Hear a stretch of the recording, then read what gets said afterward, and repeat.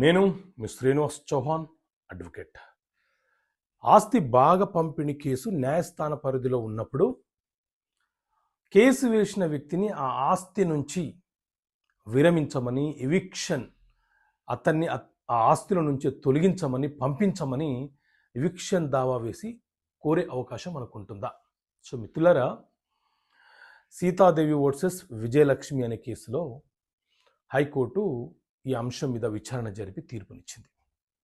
So case యొక్క సారాంశం ఏంటి అంటే, ఒక తండ్రికి సంబంధించిన ఆస్తులను వాటా విభజన చెయ్యాలని చెప్పి ఒక సోదరి కేసు ఫైల్ చేసింది.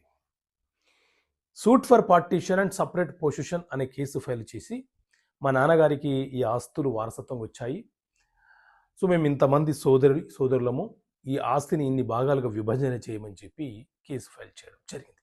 అయితే డిఫెండెంట్స్ ఎవరైతే ఉన్నారో, అంటే ఎవరి మీద అయితే కేసు వేశారో ఆ వ్యక్తులు ఏం చేశారంటే, కేసు వేసిన వ్యక్తి పలానా ఆస్తిలో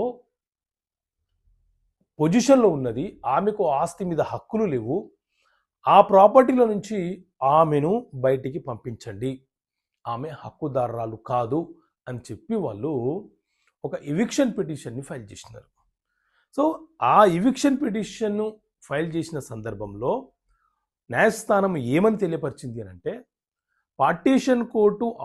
పార్టీషన్ కేసు ఆల్రెడీ పెండింగ్లో ఉన్నది, ఆ కేసులు ప్రకారంగా ఎవరి వాటాలకు ఎంతమంది హక్కుదారులు ఇంకా నిర్ధారణ చేయలేదు కాబట్టి ఇప్పటికిప్పుడు వాళ్ళని ఆ ప్రాపర్టీ నుంచి వేకెట్ చేయమని చెప్పే అధికారం న్యాయస్థానానికి లేదు.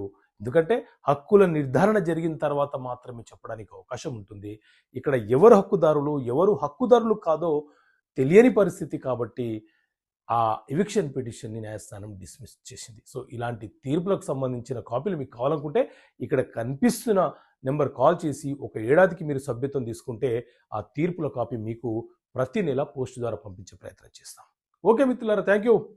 జై హింద్.